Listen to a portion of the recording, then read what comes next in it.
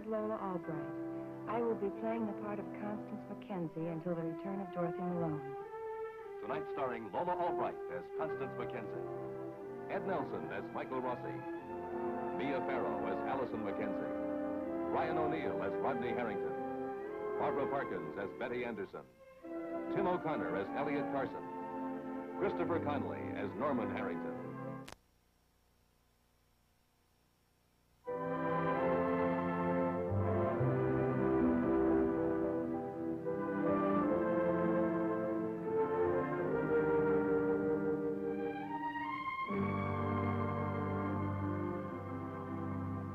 Rita Jacks has looked forward to the fall as a chance to re-enroll in school, a chance for a fresh start. But the tragic events of the past few weeks have forced her to make a decision which may postpone that chance indefinitely.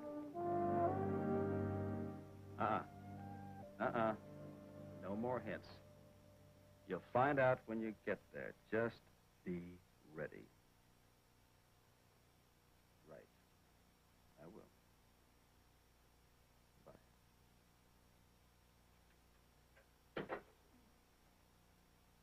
Your secretary wasn't here.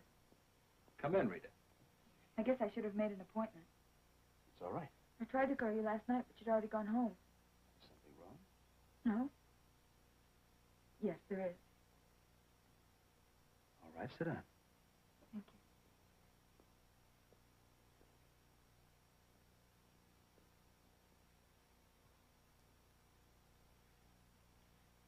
Well, the night Joe died, the police asked me how long it had been since I'd seen him. And I told them a couple of weeks. I was lying. I saw him that day. You talked to him? Yes.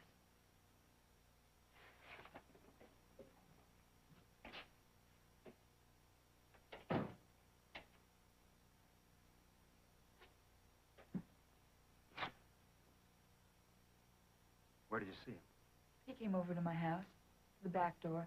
He pushed his way in. What did he want? He wanted me to go with him again, stop seeing Norman. I told him I wouldn't, and he tried to kiss me. Well, he did kiss me. Didn't mean a thing, though. I just stood there. What happened? He got very mad and shoved me against the wall, hard. Well, about what time was that, Rita? Late. I think about 5. So it was just a little less than 2 hours before he met Rodney. Yes. Well, did anyone else see him while he was there? No. Are you sure? Did you tell anyone else about him being there? My mother. And Norman. It was nice of them to keep it to themselves. What made you change your mind? Stella Chernak. I got into a big fight with her yesterday. She's got things all mixed up. I think she's lying about Rodney, like you said, because she can't admit to herself that she gave up on Joe. I mean, she won't admit her part of the blame. I know I'm to blame, and I just decided I had to tell the truth. Rita, you're not making this up because you think we need it. No, I wouldn't do that. Why not? You want to help Rodney. Look, Mr. Cord, I didn't say anything about this in the beginning because it meant talking about a lot of things that I'd rather forget. There's nothing in it for me. Just a lot of phone calls from more guys like Joe. Rita. I'm sorry. I had to be sure. Well, I'm telling the truth. I believe you. You know I'm going to have to subpoena you. I guess I knew that before I came here. Now, the first thing I want you to do is to go to the district attorney. I want you to tell him just what you've told me. Will he ask me a lot of questions? Possibly, but you're not obliged to say anything except that you saw Joe that day. I want your mother to go with you. I'll call her.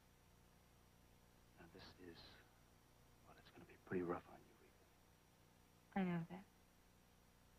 I don't think you do.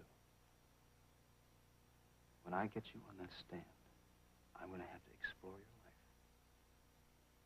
Everything there was between you and Joe. Now, Stella may have given up on Joe, but it was you he came to that day. You he wanted,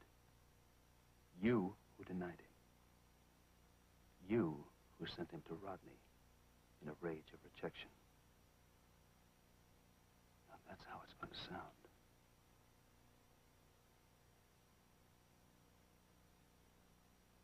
How old were you when you first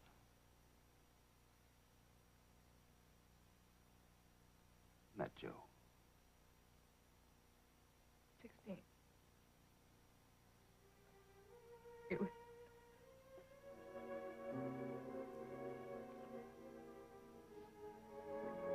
It was a few days after my birthday. Do you still think you can go through with it?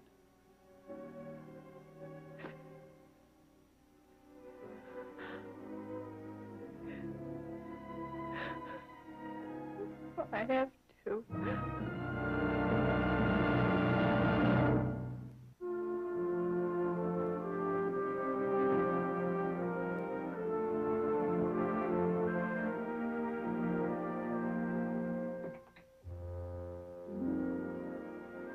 Thanks, buddy. That devil, don't you learn how to do something constructive with yourself, Norman? You hear me? Does anybody hear? Yeah, I hear you, Rod. Go on and tell me about it. Life and all that, and how rough and earnest everything is. I'm listening so you don't have to shout. Forget it. You were at the hospital, weren't you? Yeah. How's Allison? Conscious. Great. That's tremendous. What is it? She doesn't remember me.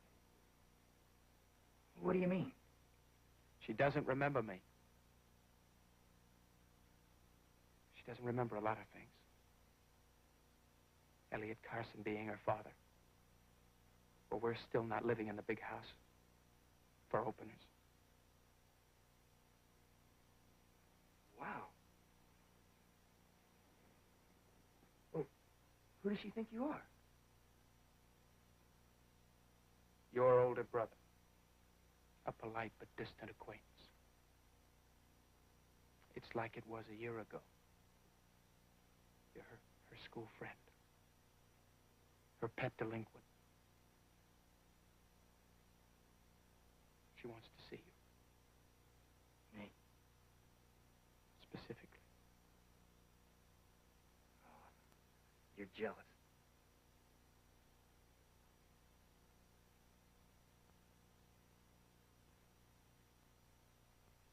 Well, how long does Dr. Rossi say she'll be like this? Nothing definite. And meanwhile? We fake it. Good. Now, G. Finger slipped.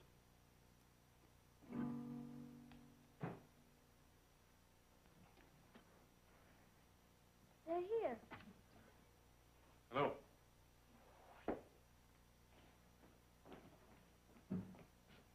You're Allison?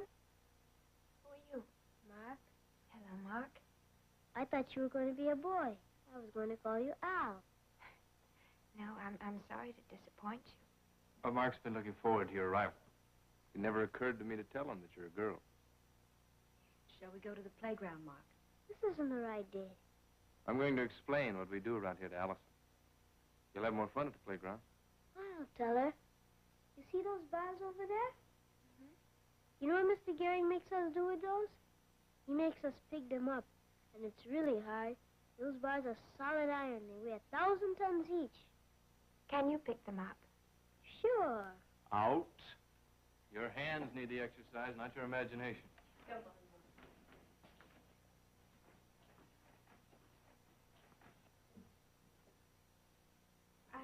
I'd like to go back to my room now, if you don't mind. Why? I think because I'm frightened. Of what? Everything seems so...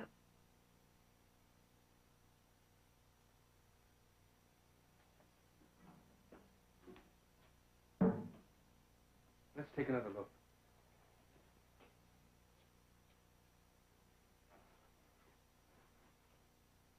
We do a lot of painting. That shouldn't be hard for you. I understand you're a very talented girl. Maybe you could help me teach your children. About all I know is yellow and blue make green.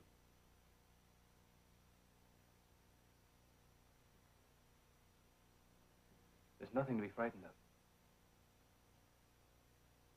Allison. Will you please take me back to my room? Everything in this room is your friend. Everything is here to help you. There's no point in being afraid of it.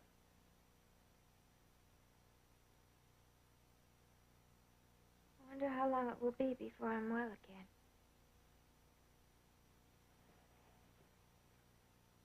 Not very long. What's that for? What's what for? The guitar. To make music. And only incidentally to help exercise the fingers. You play? I was led to believe Allison Mackenzie could do everything. Well, under my tutelage, you shall be playing magnificently. Well, to be conservative, in a day and a half. Well, maybe not like Segovia, but at least as well as I can paint the grass green with some blue and some yellow. Haltingly, they call it. I'd like to play.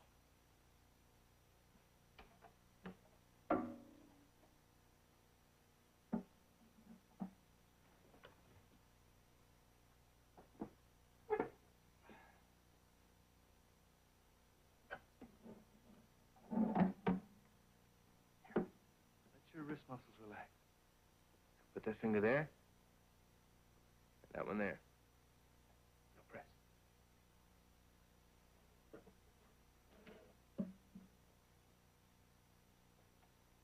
Now just keep your fingers just stiff enough to... That's it. Sounds horrible. Oh, it was the other hand's fault. Let's try again. Darling, that was wonderful. Were you listening? Yes. Mr. Gehring, this is my mother, Mrs. Mackenzie. Mrs. Mackenzie. Hello, Mr. Gehring. And Mr. Carson. Yes, we've met before. Hello. Mother, you forgot. You didn't remember to bring the picture of my father. Oh, darling, I'm sorry I didn't. School's out. Let me know when you want to go back to your room. No hurry.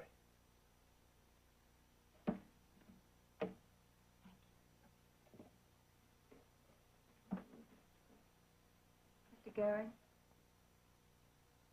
may I talk to you for a moment? Of course. There's a lounge right down the hall.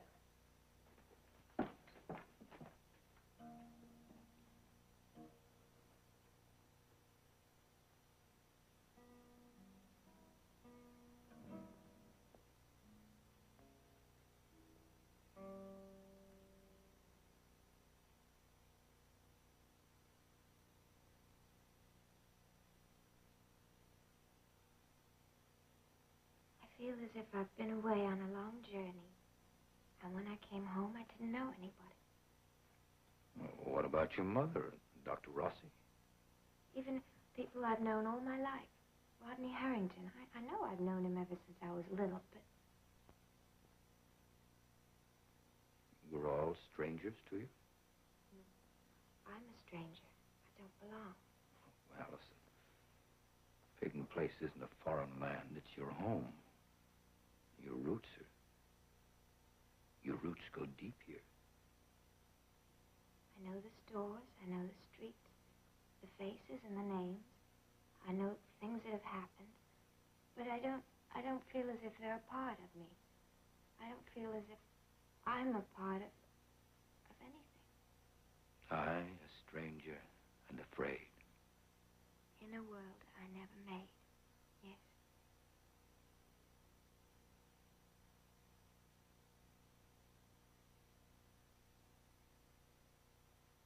What is it? your voice. I think I remember your voice reading to me now. So it seems like a dream. Well, it wasn't a dream. And I remembered how we talked about books, so I thought somehow it might help. Thank you. Well, you don't have to thank me, Allison. You hardly even know me. That was a very nice thing to do for somebody you hardly even know. Well, I don't think of you as a stranger.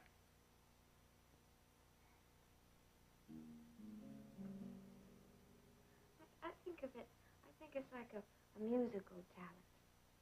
A talent for being kind. Some people have it. You do.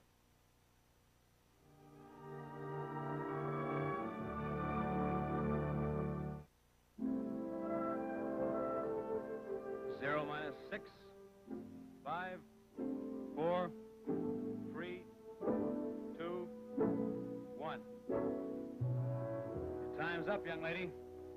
You are now collecting punity points. -2, -3, -4, -5.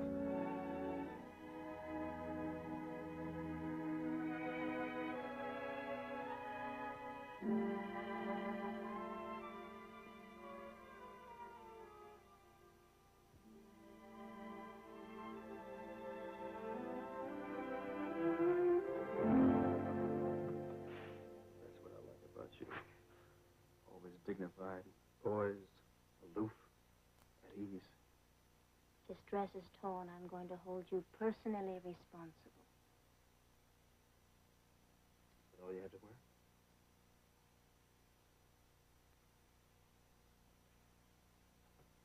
I mean, I've worn my way in just about every snazzy place around here, but the country club is still off limits. Don't you have something simpler, more informal? Well, are you taking me to the drugstore for a soda? Wherever we're going, I think I look great in this dress. Oh, well, you do, Betty. It's just that, well, that isn't appropriate. Since when did you become an authority on women's clothes? And who do you think you are telling me what's appropriate and what's not? You're acting like you're my fiancé or my big brother, and Stephen called you on neither. True. I think I've invented a new role. Something between the two. Now go change and take your hair down. Sackcloth, hair shirt, or what? What's your suggestion?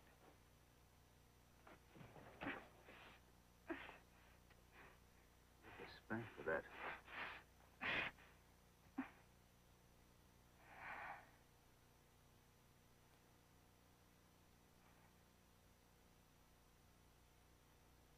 Now go put on something you'd wear.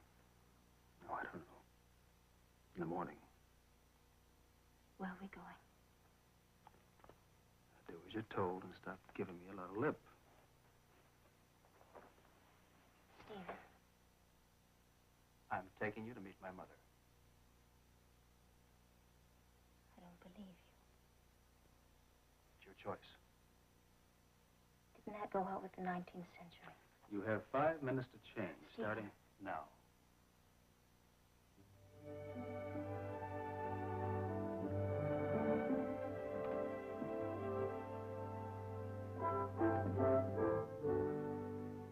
You heard her call me Mrs. Mackenzie. Well, she probably just fell back into the habit of using the name of your first marriage. Mr. Gehring, there never was a first marriage. My husband, Elliot Carson, is Allison's father. We could not be married because of... You'd have to tell me this. I think I should. You're going to be working with my daughter. To keep from hurting Allison, you have to know all the things that she's forgotten. He couldn't marry me. He was in prison. All the years that Allison was growing up, I lied to her. I said I was a widow, and that her father, Mr. Mackenzie, had died before she was born. And then Elliot was paroled, and I didn't know how to undo the lie. When I finally told her the truth, it was because I had no other choice. Her father was here, in this hospital. Very, very ill. Allison almost didn't learn the truth until too late. He could have died without ever having heard her call him father. But he didn't. We got married just months ago with our 18-year-old daughter as a guest at our wedding. Michael. Hello, Connie. Well, how'd it go, Russ? Pretty good for the first day. Good. Allison in her room? Oh, she's in the therapy room with Elliot. Oh. No, he's still just her friend, Mr. Carson. Well, let's go in there.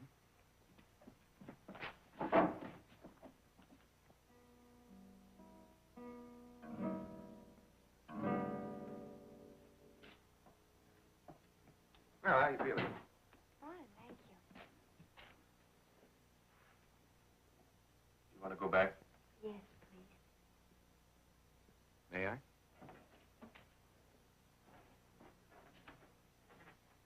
We'll be along in a few minutes.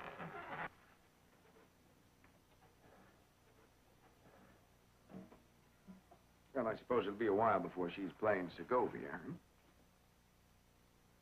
Time, Elliot. Time and patience, they're on our side. Are they? Yes, there's a lot we can do for the paralysis. And for her mind? There's nothing physically wrong. We've made a lot of conclusive tests. There's no brain damage. And what about her memory? What do you advise? More time, more patience? Connie, I'm fed up with platitudes. I want to know what can be done, Mike. Specifically. So do I. I'm not an authority on psychiatric problems. With your permission, I'd like to consult with Dr. Quist on Allison's case. Who's Quist? Well, he's a Boston psychiatrist.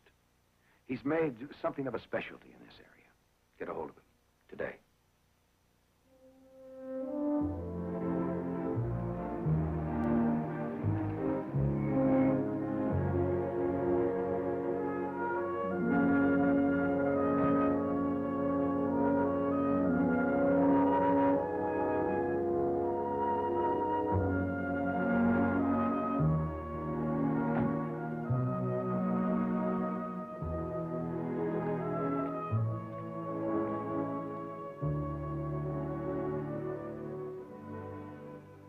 Is anything wrong? No straight hair powdered?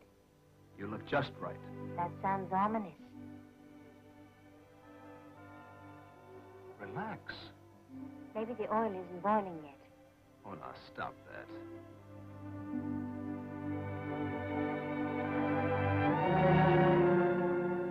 Mother. I wish I'd known you were coming, Stephen. You should have phoned.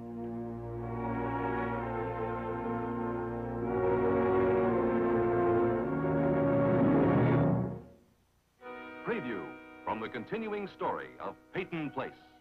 Honesty isn't a strong point in your character. It's your character that's going to be dissected when I put you on the witness stand. Not mine. What do you think your little crime is worth? Which one? The only one I'm interested in. The stealing of those records. How much is it worth to you, Mr. Peyton, to humiliate me?